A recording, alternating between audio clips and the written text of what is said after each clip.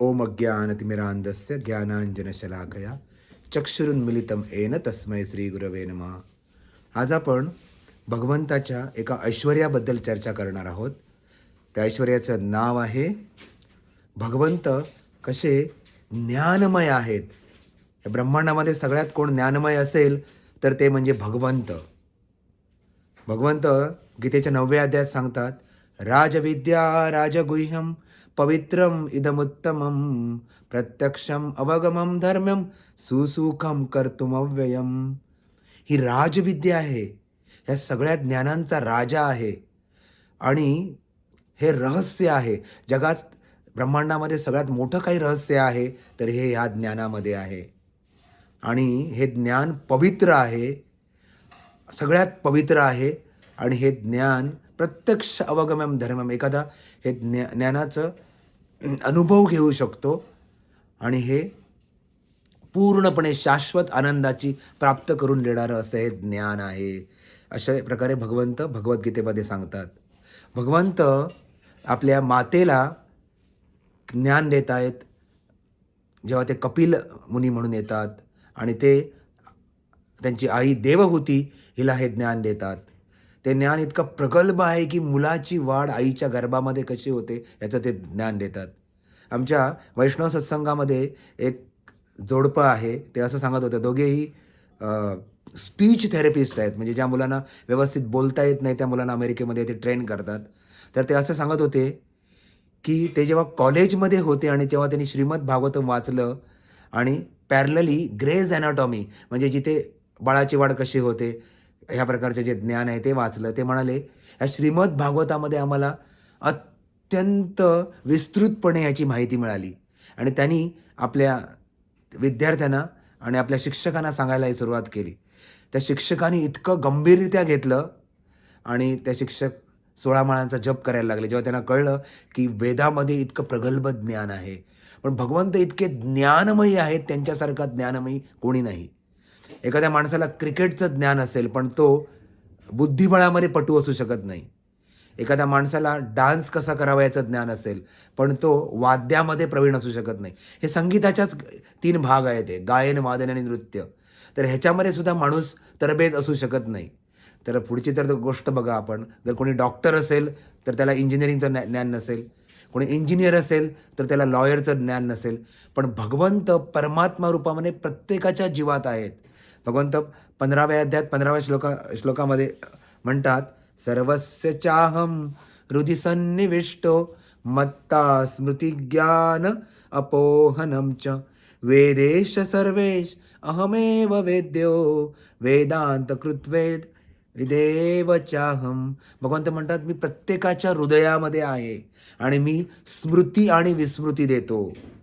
आणि सगळ्या वेदांचा जर काही वेदांचं काही प्रयोजन असेल तर ते केवळ मला जाणणं हे आहे.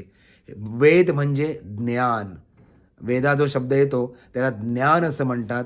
आणि भगवंत ह्या सगळ्या वेदांचे स्रोत आहेत.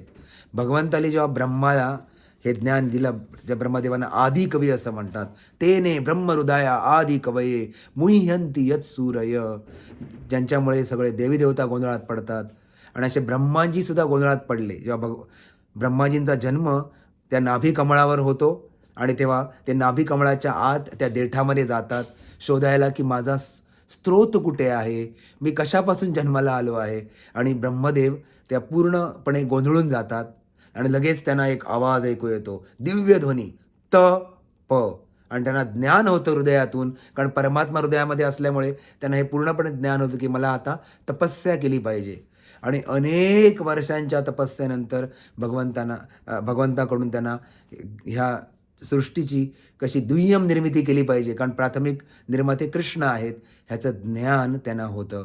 तर भगवंत हे कणाकणामध्ये आहेत.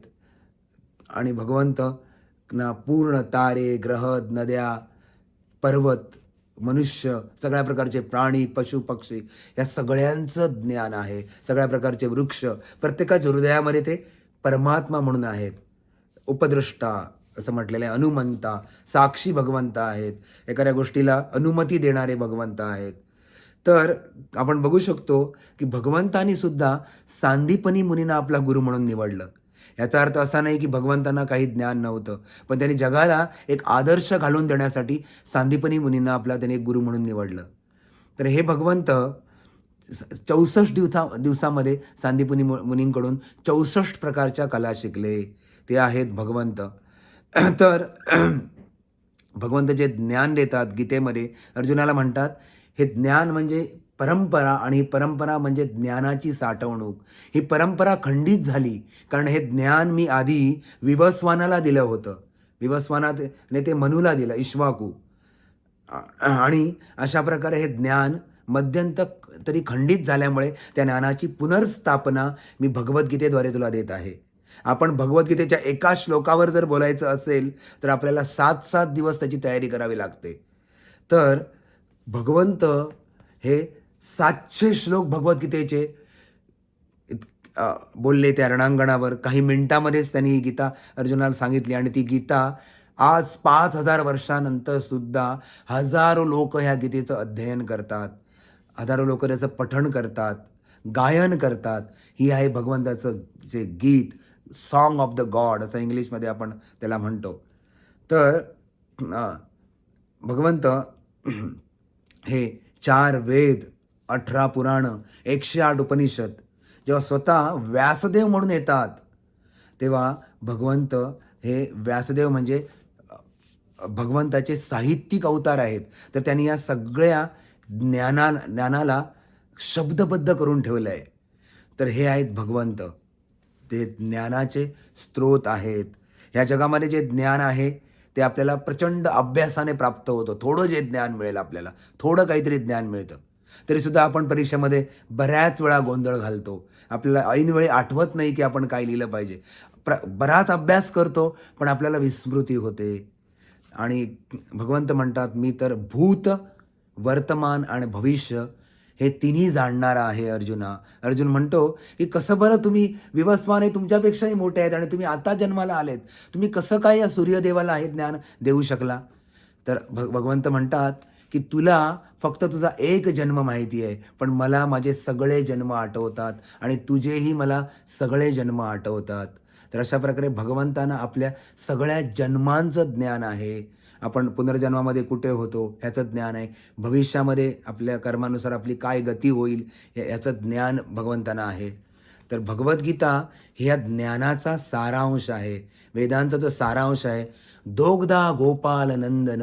भगवंतांना असं म्हटलंय की ते वेद हे गायीप्रमाणे आहेत आणि त्या गायींचा जो सार आहे ते दूध आहे. आणि ते दूध हे त्या बछड्याला म्हणजे अर्जुनाला भगवंत एक ग्वालबाला बनून पाजतायत. पण बछड्यालाच ते काही सगळं दूध मिळत नाही, तर त्याच्याद्वारे ते पूर्ण मानव जातीला हे दूध देत आहेत. भगवद्गीतेचं जे अमृत आहे त्याचं पान करवत आहेत.